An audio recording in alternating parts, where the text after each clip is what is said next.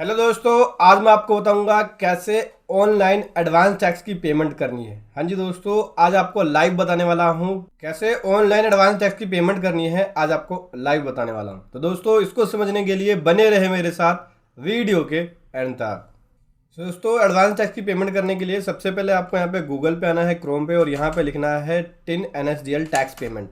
ये लिखेंगे तो NSDL की ई पेमेंट की जो साइट है वो खुल जाएगी, उसका लिंक आएगा, देख सकते हैं tin NSDL E payment.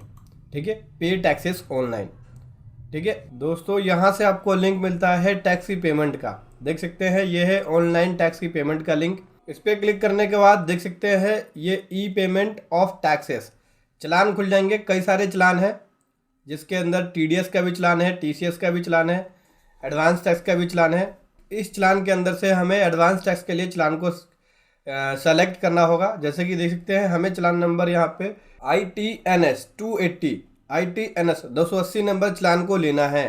Payment of advance tax, self assessment tax, tax on regular assessment, surtax, tax on distributed profit of domestic company, tax on distributed of unit holder, इन सभी के लिए चलान number 280 लेते हैं।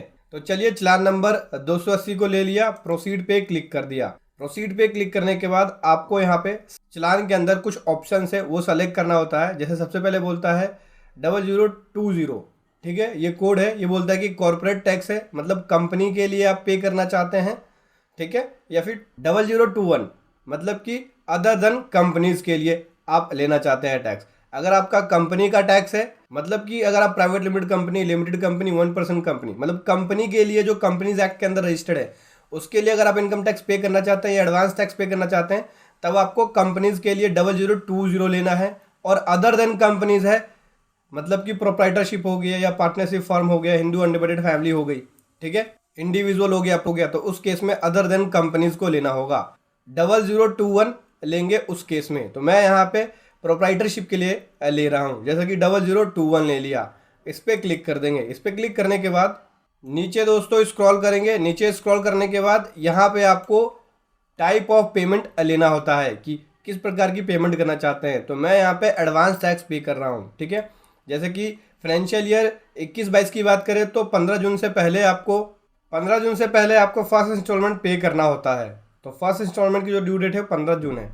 तो मैंने यहाँ पे एडवांस टैक्स को सेलेक्ट कर लिया। एडवांस टैक्स को सेलेक्ट करने के बाद नीचे आएंगे, यहाँ पे आपको इंस्ट्रक्शन भी मिलता है, आप इंस्ट्रक्शंस को भी पढ़ सकते हैं। ये बोलता है कि जो नाम है वो इनकम टैक्स डाटाबेस के हिसाब से, जो डाटाबेस के अंदर है उसके हिसाब से डिस्प्ले होगा, और जहाँ पे स्टार लगा है वो फील्ड्स मैंडेटरी है। नीचे स्क्रॉल किया।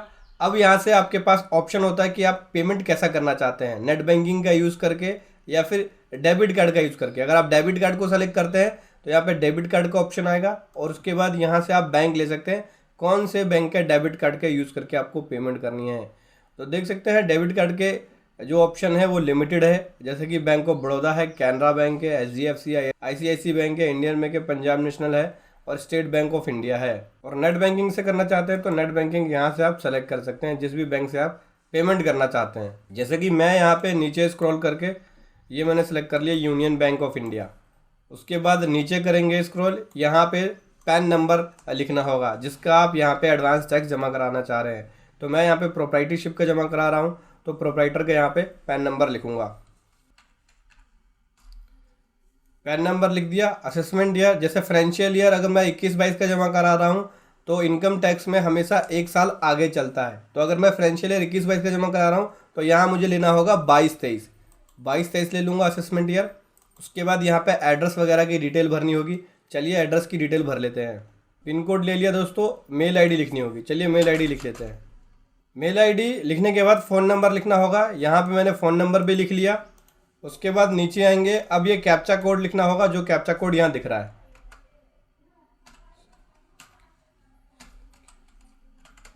कैप्चा कोड लिख लिया दोस्तों। अब यहाँ से प्रोसीड पे क्लिक कर देंगे। प्रोसीड पे क्लिक कर दिया। आप देख सकते हैं कंफर्मेशन स्क्रीन सामने आ गई। टैक्स एप्लीकेबल हो गया 0021, यानी अदर देन कंपनीज है, और टाइप ऑफ पेमेंट क्या हो गया 100, यानी एडवांस टैक्स की पेमेंट कर रहे हैं हम यहाँ पे, ठीक है। बैंक नेट बैंकिंग ले लिया हमने, यूनियन बैंक ऑफ इंडिया, देख सकते हैं पैन नंबर दे दिया। पैन नंबर देते के साथ ही जो पैन डेटाबेस में नाम था वो नाम आ गया। असेसमेंट ईयर 22-23 है तो फाइनेंशियल ईयर 21-22 आ गया। 21-22 का असेसमेंट ईयर 22-23 होता है। देख सकते हैं फाइनेंशियल ईयर 21-22 बता रहा है यहाँ पे। नीचे स्क्रॉल करेंगे, ये हमारी एड्रेस की डिटेल आ गई, ये कॉन्टैक्ट नंबर की डिटेल आ गई, जैसे मेल आईडी और फ़ोन नंबर। उसके बाद आपको यहाँ पे एग्री पे क्लिक करना होता है और सबमिट पे क्लिक करेंगे। सबमिट पे क्लिक करने के बाद सीधा ये आपको बैंक के डैशबोर्ड पे ले जाएगा।